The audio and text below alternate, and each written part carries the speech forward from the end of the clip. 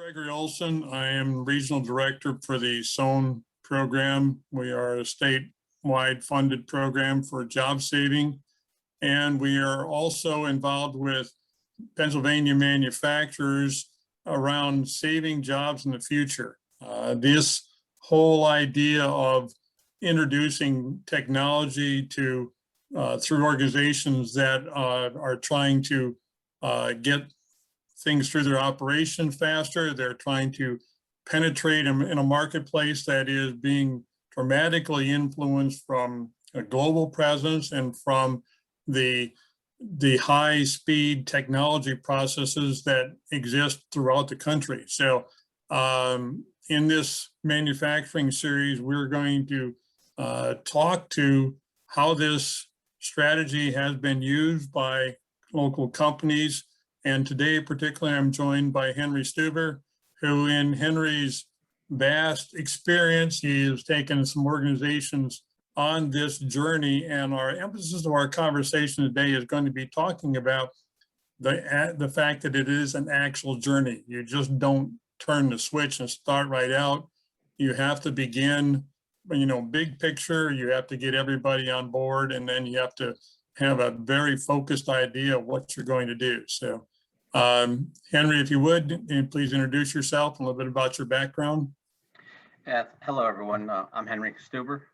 Greg, thank you so much for giving us the opportunity to have this conversation, to share some of the learnings that I gained through transforming companies to a more autonomous, automated Industry 4.0, whatever term people want to use.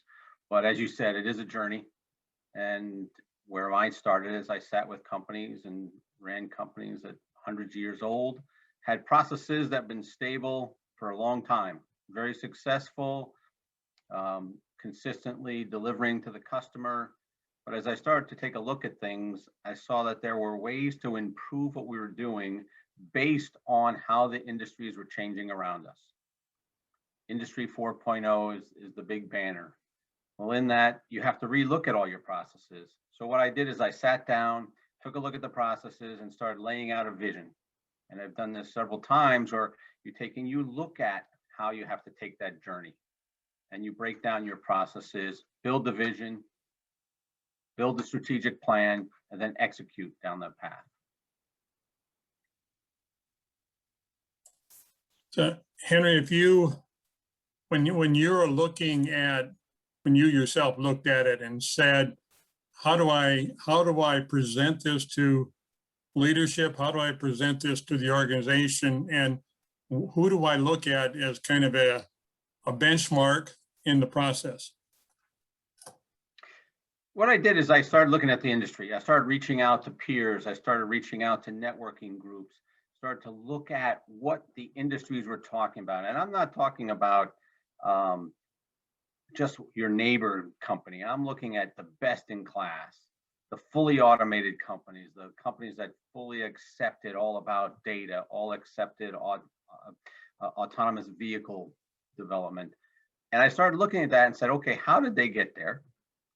And then I tried to translate that to how do we get there? How did we current company get there? We had processes that were 40, 50, 60 years old. They were very good. They performed very well. But I started to look at, say, you know what? There are certain processes that we can change. So what I started to build, as I mentioned earlier, is a vision. Where if we start looking at the dull, dirty, and dangerous processes, how can we automate that to protect our employees, but also improve the efficiency of those processes? With that, we started laying out a strategic plan that was incorporated into our overall business plan. And I'm talking a 3-year business plan where we took our strategic execution, tied it to the 3-year business plan, tied those together. And then the first hurdles you have to go is go to the owners. I sat with the family, explained it to them, showed it how it would work, made the commitments, and then worked with all the leadership team of the business and all the management team, even to the hourly workforce, to say, here's the path, here's what we'd be doing, here's the impact it should have on the business. Then it builds up such energy in the organization that everyone starts moving with you.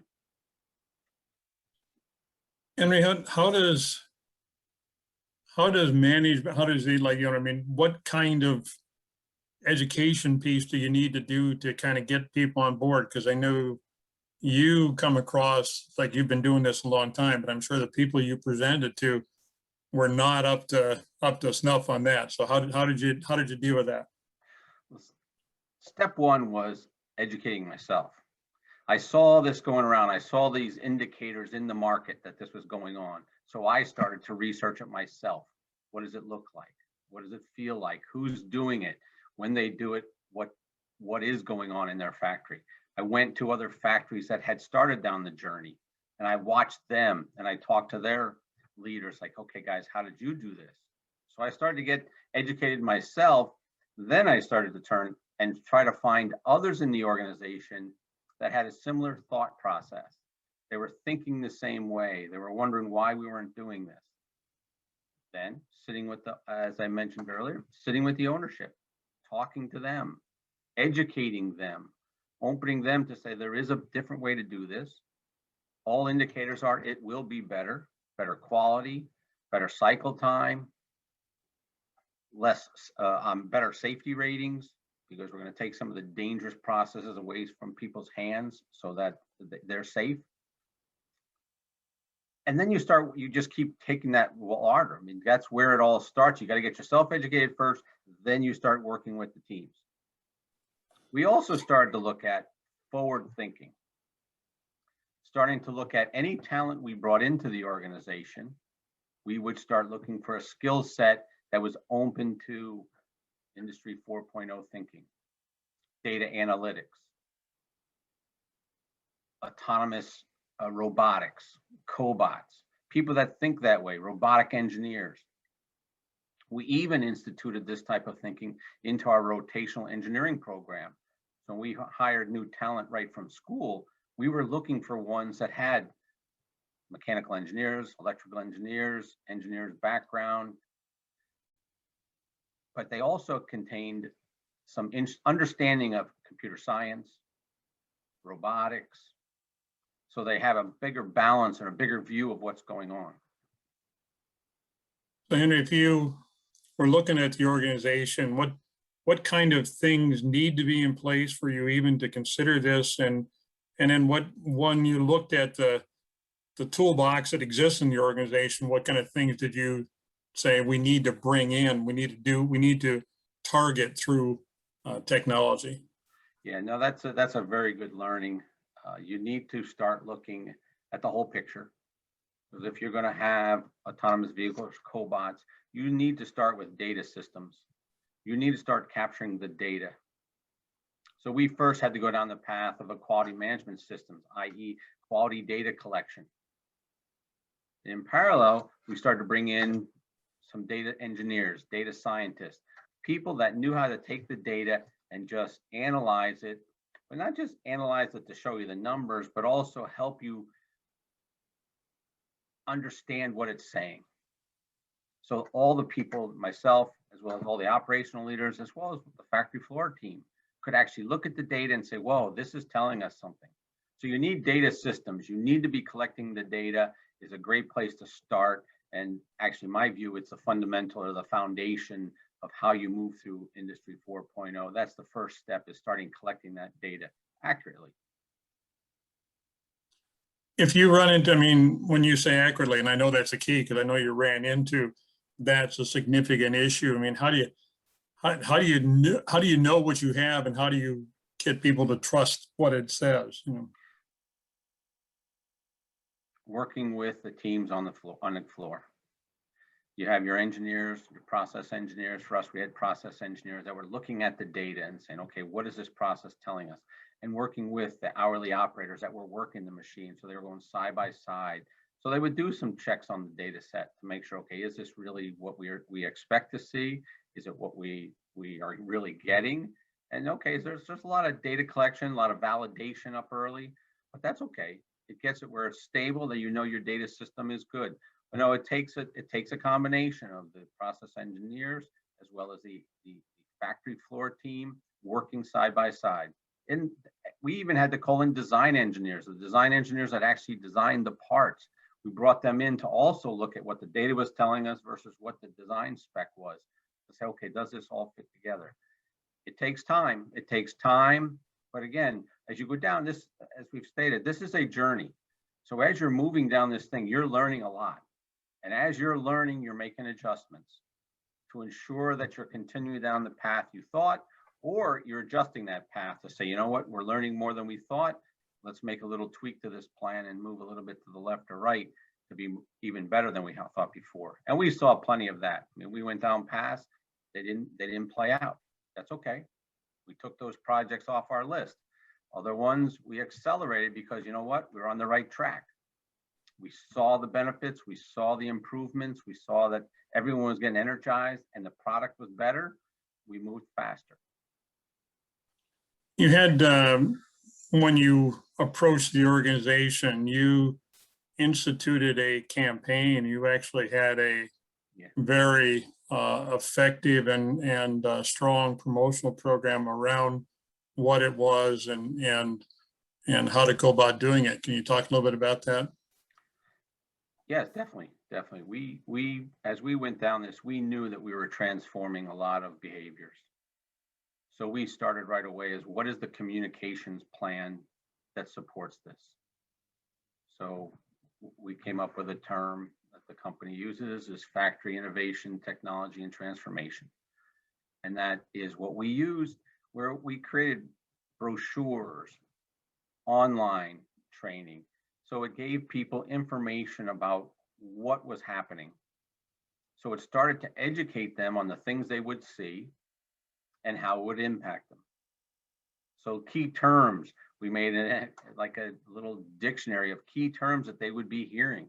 So they would be aware of it. So when they heard the term, they'd say, oh, I know what that is. If they didn't, they would ask more questions about it. We would take them and sit them down in different cells and walk them through things we were looking at. When we put autonomous vehicles on the floor, we would take the vehicle and just run it around the building so people could see it moving, and they would come up and start asking questions about it. So we tried to bring people into the transformation as fast as possible, as well as branding and communicating to them so they know, hey, this is what it's about. Don't be afraid of it. Embrace it. And you saw it. We quickly saw people saying, you know what, this is a good thing. Henry, how did you bring your customers and your suppliers into the process? We showed them. As we were doing it, we were showing them, we were sharing it with them. One, we wanted them to adopt, right? Some had already moved down the path, were using it. Not that they were far ahead of us. That's all right. We would learn from each other. Others had never started, never thought of it. We had some vendors, very small vendors, and we worked with them. Now we know that they couldn't take and go after everything at once, but you know, once they saw our wins and saw the improvements we had, they were able to translate that into things they could do at their level. And again, we helped them, we worked with them, we worked side by side with them so they could get some small wins on their journey, help them build out their vision and their strategy. Now we worked very close with vendors and excuse me, and we also worked with our customers to share with them what we were doing. And once we started showing the data improvement, the quality improvement, the product improvement, they were on board. They understood our process, they understood our plan, and they saw that we were executing to our plan and delivering to what we committed to. They stayed right involved with us. There too, some were ahead of us. Some of them asked us, hey, show us how to do this because we need to do it also. And you know, you created a technology team. Can you talk about that a little bit? We created several teams for several areas. We did create a technology group that each factory had a small team of like a systems engineer, a technical engineer.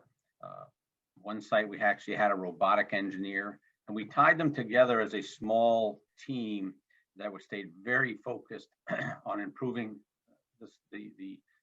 instead of leading the transformation.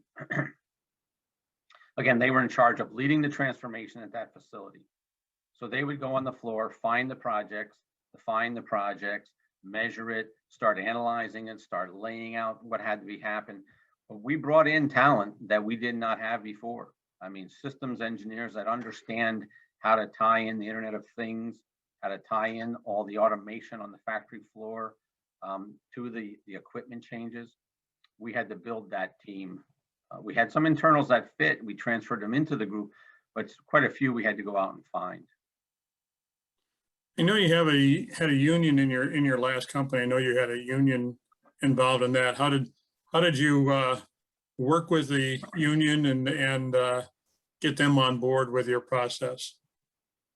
Yeah, step one was sitting down with the leadership, showing them the same plan that we had.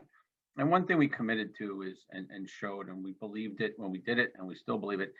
This was not going to negatively impact the head count that was on the floor today. We had no plans of doing this so that we could reduce head count in the company. That was not the intention from day one. It was the plan to make sure that as we grew, we could support that growth with more volume, more throughput, and we would minimize the head count we had to add. Because, I mean, there's a skilled labor shortage. We knew that, we saw it. We saw the predictions that out to 2025, how many skilled labor would be, the gap in the skilled labor force. So we knew we had to find another way to get ready for that.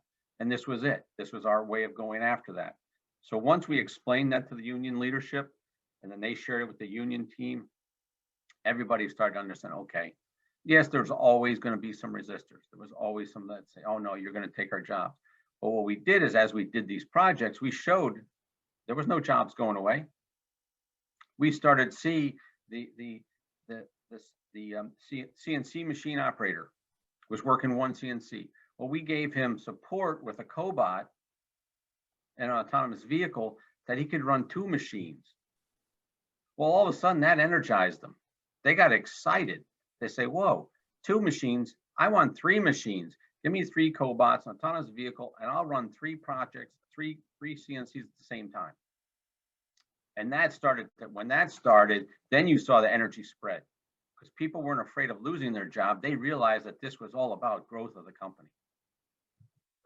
Henry, when you talk about the change process, did you have a formula that you used or a model that you created so that if you rolled out change, you would roll it out a department at a time or structure at a time? How did you go about introducing change? Yeah, we used the typical change management process. We had a change management methodology in the company. We just rolled that out, and we would go into function after function. We first went after the operational functions: manufacturing, quality, supply chain, safety. We went after that group. Why? Because that's where you could see immediate impact. So we wanted to get a few wins early, so we started to do that.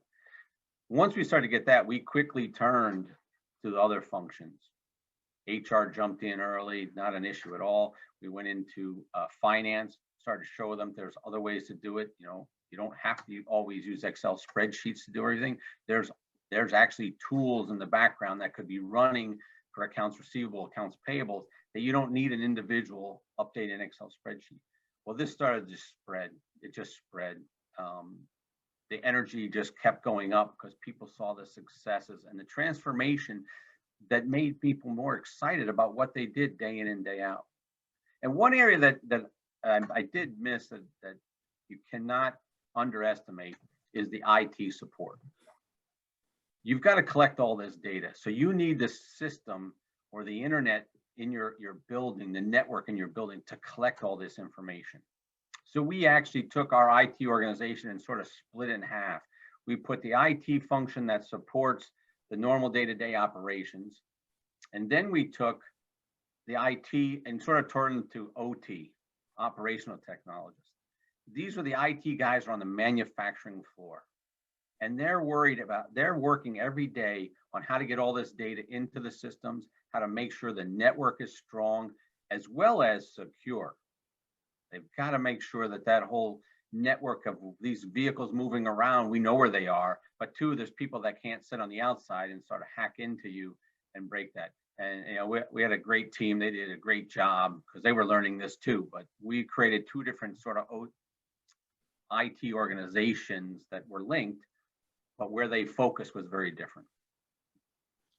And you talk about generating a lot, you're generating a lot of data here. How is cybersecurity playing in this? I mean, is there, you and I had talked about how you would challenge your organization that way a lot with your security. You know, it was a constant, and I think it only gets bigger with every day that passes. But no, we had had a team that monitored activity, and if they saw anything unusual, they would quickly isolate it, and we put a whole plan and process in place to prevent that, air gaps, and as well as monitoring. Eventually, we brought a third party in to do a higher level monitoring to protect us.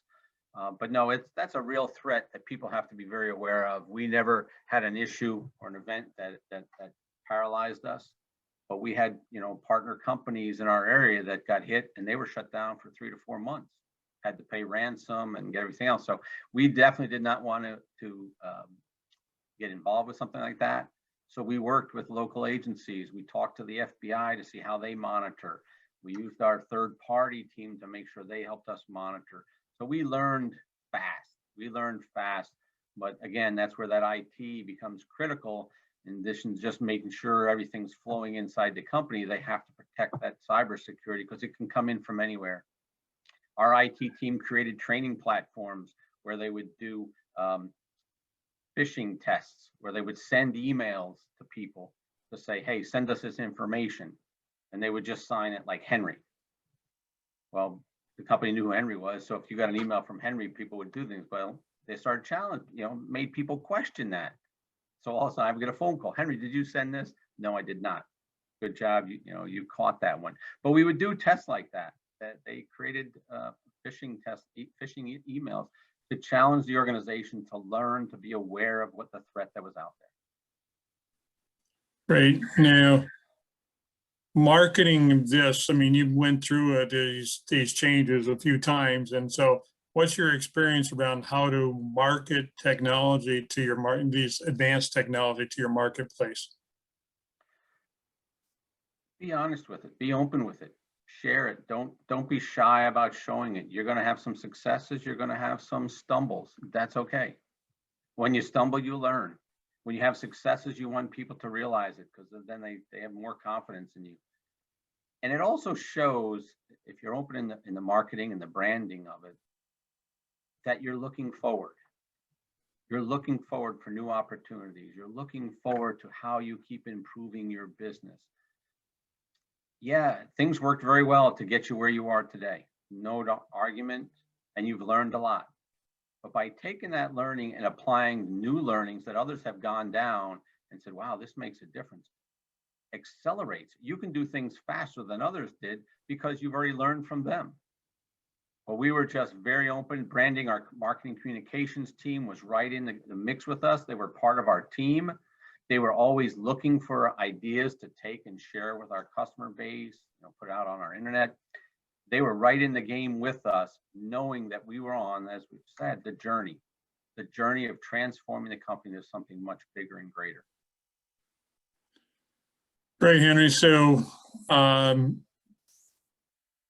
there any recommendations that we haven't covered that you would make to, and I'm particularly because focus on small companies, and if you could make some recommendations to some of these owners about how to look at the advanced technology journey?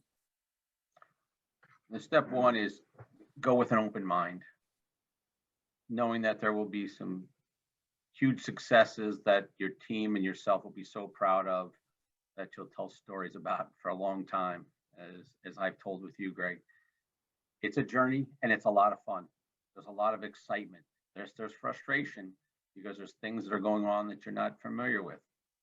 But when they happen, they're just so energizing for the entire organization. And as you put this together, you don't have to do it all in one day. I highly recommend start small. Pick things, pick processes as we did that are dangerous, dirty, and dull. Because if you go after those, you're going after the right target of, you know what, if we automate this, it's going to make a world of difference. You know, we had people come off the shop floor and push cafeteria carts from one end of the building to the other, carrying parts back and forth. And you're like, why? Why don't we challenge that? Sure enough, we got autonomous vehicles. You know, the guy that was pushing that cart, he probably put in 2-3 miles. So it was great for his, you know, his steps and his health monitoring. But we were taking him off the production floor to do that. Putting an autonomous vehicle there for him, he just had to hit a button. The vehicle showed up, he puts the parts on it, he hits the button, the vehicle goes off to the warehouse or to the next step in the process. And this vehicle was moving all day long. It never hit anybody, doesn't hurt anybody. It just moves along, delivers the parts, and goes back. That guy never had to come off the production floor. That individual was able to produce more parts, which helped us grow. So my big recommendation is start small, enjoy it, be open, and be open to new talent in the organization that has a passion for this. They're there. And they're probably questioning, you know, why don't we do this? As soon as you tap into them, you're going to know it because they light up. They start engaging. They start giving you ideas that you didn't expect. Henry, that's great. Thank you very much for sharing your journey and your successes with advanced technology, and appreciate the insights that you provided for the things that were the good things and the speed bumps that you've hit along the road. So thank you, Henry. Appreciate it. You're very welcome. It's been a pleasure to share some of my learnings. And as you know, Greg, I'm more than happy to share more. But it is a great journey. It's so exciting. And as you see it transform, you know you're on the right track and there's a long future ahead. So thank you very much.